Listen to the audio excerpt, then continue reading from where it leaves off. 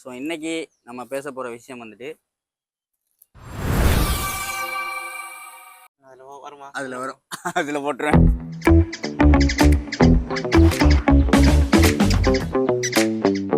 Digital லைஃப்னு ஒன்று என்ன வருது நமக்கு? காலையிலேருந்து ஃபோன் பார்க்குறோம். நைஸ். ஃபெஸ்ட்டுக்கு எதை செய்கிறோமோ இல்லையோ ஃபஸ்ட்டு அதான் ஃபெஸ்ட்டுக்கு ஃபோனை தான் ஃபெஸ்ட்டுக்கு பார்க்குறோம். இப்போ இல்லைன்னு மறுக்கிறக்கூடிய ஒருத்தனும் இல்லை, ஏன்னா அலாம் வைக்கிறதே ஃபோனில் தான். டிஜிட்டல் லைஃப்னு ஒன்று நமக்கு முதல்ல இந்த டிஜிட் நம்பர்ஸில் இருந்து கோடிங் வந்தது.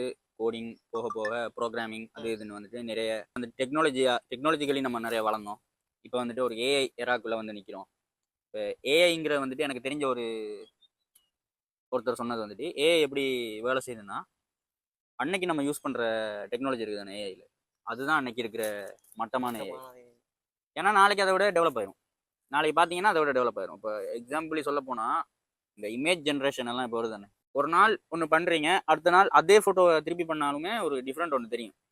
ஏன்னா ஏஐங்கிறது குவாலிட்டி கொஞ்சம் இருக்கும். ஏஐங்கிறது ஒரு டிபார்ட்மெண்ட்டாக ஒரு 10 பேர் உட்காந்து டேட்டா கொடுத்து பண்ணுற விஷயம் இல்லை. நாங்கள் கொடுக்குற டேட்டால இருந்து அது கற்றுக்குது. ஸோ டெய்லி வந்துட்டு நம்ம அதுக்கு டேட்டா கொடுக்க அது அதுல இருந்து கற்றுக்கிட்டே இருக்கு. ஸ்கூலில் வந்துட்டு குறிப்பிட்ட வயசாக்கள் தான் படிக்கலாம்ங்கிற ஒரு இது இருக்குது தானே. அதுக்கு மேலே போக முடியாது, அவங்களுக்கு இன்ஃபீரியாரிட்டி காம்ப்ளெக்ஸ் அப்படி இப்படின்னு இருக்கும். ஆனால் இப்போ ஜூம் எடுத்து பார்த்தா வயசெல்லைகள்னு எதுவும் இல்லை. வயசான தாத்தா பாட்டி கூட அங்கே உட்காந்து கற்றுக்கக்கூடியமான ஒரு சூழ்நிலையை வந்துட்டு இந்த டிஜிட்டல் எரா வந்துட்டு கிரியேட் பண்ணி தந்திருக்குன்னு நான் நம்புகிறேன். அது எக்ஸ்ட்ரீம்லி ஒரு நல்ல விஷயம் தான். ஏன்னா ஒரு குறிப்பிட்ட காலப்பகுதி வரைக்குமே ஃபோனை எப்படா பாவிக்கணும்னு நம்ம அம்மா அப்பாவுக்கு சொல்லிக் கொடுக்க வேண்டிய ஒரு சூழ்நிலை நமக்கு இருந்தது. இப்போ அது கொஞ்சம் குறைஞ்சிட்டு வருதுங்கிற ஒரு சந்தோஷம் எனக்கு இருக்குது. நம்ம நேர செலவு கொஞ்சம் மிச்சமாகுது. டிஜிட்டல் லைஃப் இருக்கு தானே, அதில் வந்து நல்ல விஷயமா நீங்கள் என்ன நினைக்கிறீங்க? நல்ல விஷயமா நடக்குது, நிறைய ரெக்கக்னேஷன் கிடைக்குதுன்னு நினைக்கிறேன். நிறைய ரூரல் ஏரியாஸில் இருக்கிற நிறைய யங்ஸ்டர்ஸுக்கு வந்துட்டு நிறைய பிளாட்ஃபார்ம் இல்லை அவனோட திறமையை போய் காட்டுறதுக்கு. ஸோ அவன் வந்துட்டு சோஷியல் மீடியா வந்துட்டு ஒரு பிளாட்ஃபார்மாக யூஸ் பண்ணுறது வந்துட்டு எனக்கு வந்துட்டு ஒரு நல்ல விஷயமா பார்க்குறேன். அதுக்கு நிறைய எக்ஸாம்பிள்ஸ் இருக்குது. நான் 1-2 பேர் இங்கே நான் எக்ஸாம்பிளாக சொல்ல போய் மீதி பேர் வாயில் வராமல் போயிடும். அதனால நான் எக்ஸாம்பிளாக நிறைய பேர் இருக்காங்கன்னு பொதுவாக சொல்கிறேன். அதோட இப்போ என்னன்னு சொன்னால் மேக்ஸிமம் இப்போ ட்ரெண்ட் ஆகிட்டு வரது ஃப்ரீலான்சிங். ஆரம்பத்தில் அது ஒரு மித்து இருக்குது, அதையும் சொல்லிடு. ஃப்ரீலான்சிங் பண்ணுறதுக்கு டேலண்ட் எல்லாம் என்ன சொல்ல, ஸ்கில்ஸ் தேவையில்லைன்னு ஒரு கதை இருக்குது. அப்படி நம்பாதீங்கடா, சொல்லுவாங்க தம்பி உனக்கு ஸ்கில்ஸ் இல்லைன்னு பயப்படாத, ஃப்ரீலான்சிங் பண்ணி உழைக்கலான்னு. தம்பி ஸ்கில்ஸ் வேணும். ஸ்கில்ஸ் இல்லாமல் உன்னால் எங்கேயுமே சர்வை பண்ண முடியாது.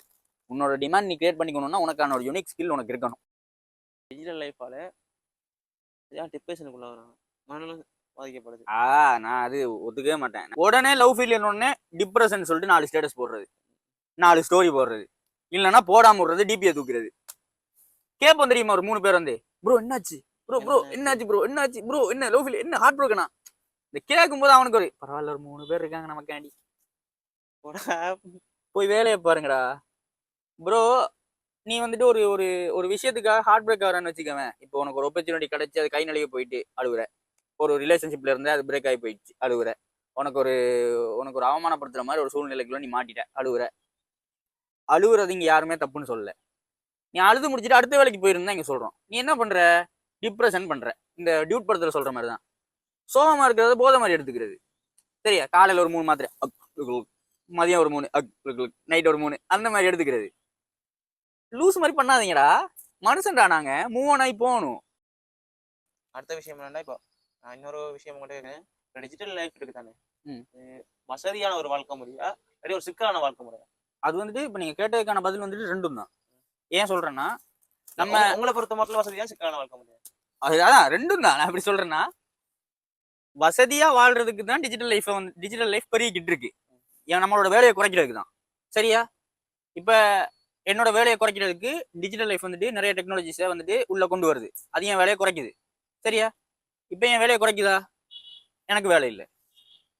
சரியா, இப்போ எனக்கு வேலை வேணும்னா என்ன பண்ணணும், நிறைய கற்றுக்கணும். இப்போ அங்கே என்ன ஆகுது, சிக்கலாகுது. ஸோ அதான் பதில். இப்போ உதாரணத்துக்கு வந்துட்டு ஏஐ அதை சொல்கிறாங்க, ஏஐ வந்துட்டு நிறைய பேர் வேலையை பறிக்குதுன்னு. இப்போ சினிமாவில் நான் என்னோட இண்டஸ்ட்ரியை பற்றி நான் பேசுகிறேன்னு, இப்போ இந்த நிறைய கிராஃபிக் டிசைனர்ஸ், விஎஃப்எக்ஸ் ஆர்டிஸ்ட் எல்லாம் சொல்கிறது வந்துட்டு ஏஐ வந்துட்டு எங்களோட வேலையை வந்துட்டு பறிச்சிட்டு இருக்கு அப்படின்னு சொல்கிறாங்க. இப்போ அவங்களுக்கு வந்துட்டு ஏஐ தாண்டி ஒன்று பண்ணணும்னா அவங்க இன்னும் ஹார்ட் ஒர்க் போட வேண்டியிருக்கு. சரி, அப்போ வந்து மனுஷன் உருவாக்குற மனுஷனுக்கே வந்துட்டு கம்படேட்டிவா மாறுது. இப்போ அந்த டிஜிட்டல் லைஃப் எதிர்காலத்தை பத்தி நீங்க என்ன நினைக்கிறீங்க? நான் என்ன நினைக்கிறேன்னா, இன்னைக்கு என்ன டெக்னாலஜி இருக்கோ அதை வந்துட்டு மேக்ஸிமம் நம்ம தெரிஞ்சுக்கிட்டோம்னா நாளைக்கு என்ன புதுசாக வருதுங்கிறத நம்ம வந்துட்டு அணுகக்கூடிய ஒரு மனநிலை இருக்கும். இன்னைக்கே என்ன இருக்குன்னு நமக்கு தெரியலன்னா நாளைக்கு புதுசாக ஏதாவது ஒன்று வந்துக்கிட்டே இருக்கும். நமக்கு வெயிட்டு கூடும். நாளைக்கு எவனாச்சும் ஒருத்த புதுசாக கற்றுக்கிட்டு வந்து நம்மக்கிட்ட சொல்லுவான். நம்ம புரியாதப்போ நம்ம அதை எப்படி எடுத்துப்போம்னா, ஐயோ இன்னும் புதுசாக வந்து சொல்கிறானே ஒன்றுமே புரியலையே, நமக்கு அந்த மாதிரியான சூழ்நிலை ஏற்படும்.